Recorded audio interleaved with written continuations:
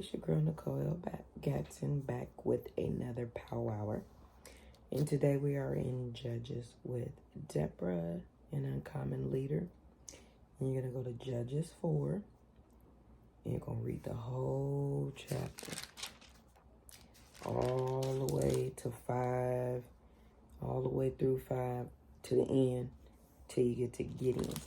Because Deborah got a song she going to sing too. So, Deborah is an uncommon leader because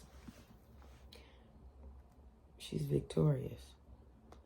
Deborah's strong, she's courageous, and she serves as a great example for women of color today on how to be strong and courageous in any situation. This was a time of war and great distress for Deborah and her people. So, the fact that she stepped out on faith and led a couple of armies, you got to read Deborah 4. You got to read the whole thing. So you got to go to Judges chapter 4, and it's called Deborah. The whole chapter is called Deborah. The whole chapter 4 is called Deborah, and the whole chapter 5 is called Deborah's Song. So that's how lit and important Deborah was. She has a whole chapter just talking about her and what she did. And then she got a whole song she wrote. And there's a whole go read it. Like many women, Deborah lived during a time when there was much unrest in her nation, like I said. And you can see Judges 4 and 1 to find out. Deborah serves as a judge and a prophetess during Israel's bondage under Jabin, a king of Canaan, okay, who resided in Hazor. Sisera, the captain of Jabin's army, was renowned for having 900 iron chariots, okay? So this is what she was up against. She was up against 900 chariots. A woman. You know how they say, oh, a woman? He was also known for his oppression of the Israelites, okay? And that's also in Judges 4. Deborah's name means bee, which is very appropriate because she gathered the people to her as honey. But her sting was most fatal to her enemies. I like the analogy they put in here. She was a godly woman who wore many hats. She was a prophet, a poet, an encourager, a warrior, a wife, and a ruler. That's almost every woman, okay? If you really, genuinely care about people, that's you. God chose Deborah to minister justice and to lead his people out of bondage and into peace. Deborah was one of several women distinguished in Scripture by her ability to discern the purpose of God. When God spoke to her, she took action. She didn't wait. She didn't hesitate. God said, Deborah, I need you to lead these people, and they're going to have the victory. Let them know. And that's exactly what she did. God directed Deborah to speak to one who could deliver the Israelites from their enemies, okay? Deborah sent for Barak, the son of Abonim, and related the instructions God had for him and the promise of victory if he would obey what she was telling him. Barak replied that he would lead the army only if she went with him now, okay? So he was scared. So that was letting you know right there. Barak was scared. He asked Deborah to support him. And so Deborah said she would go. But just to let you know, if I go with you, victory is mine pretty much. So y'all go read Deborah 4. That's what she told Barak. She said, I'm going to go with you. But the credit goes to a woman. It all happened as Deborah said to. God delivered Sisera into the hands of Jael, who killed him with the peg in her tent. He ran to their village because they were their allies. But when he got there, Jael was like, come in here. And he was like, hide me.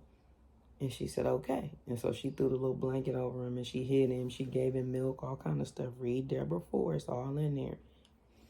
And God had rescued the Israelites because Jael drove a pig through, what was his name? Jabin's head, okay?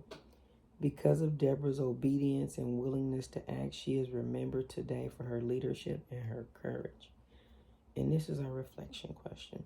How can Deborah's story inspire you to live up to being the woman God has called you to be? How can you be an uncommon woman? How can you be a strong woman, a courageous woman, a leader? Because Deborah was all of this. She was a prophetess, a poet, an encourager, a warrior, a wife, a ruler. Like, she was the queen bee. She was the one. Everybody came to her because they was like, she know God. And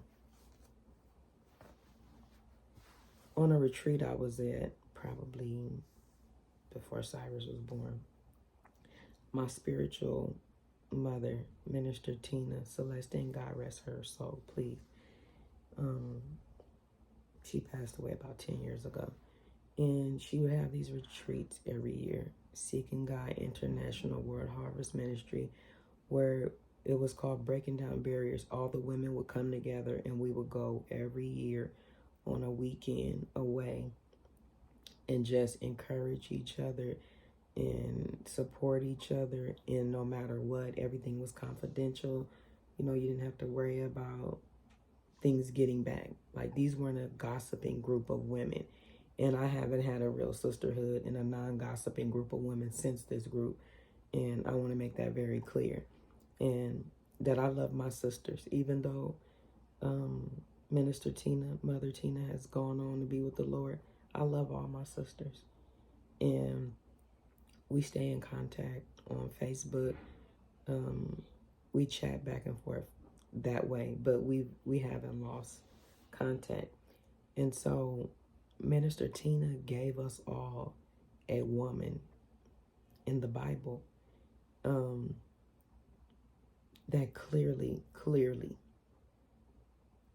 she had sat with God and meditated, and he gave her these instructions, and she was like Deborah. She followed those instructions, but she was not Deborah. That's not who she ended up telling us that she was.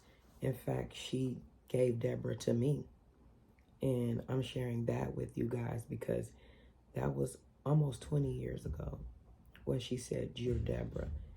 And I hadn't grown into Deborah yet.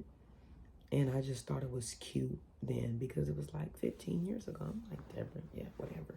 Prophetess, poet, encourager, warrior, wife, ruler. I'm like, whatever. Not even interested in doing any of that. Like, I wasn't interested in being a prophet. I wasn't interested in being a poet. I encourage people all the time because that's just who I was naturally. I'm always, telling people, hey, you can do it. And naturally a warrior because I grew up with boys, but I just wasn't in that headspace yet because I was new to the group. I was the baby of the group. I'm always the baby of the group.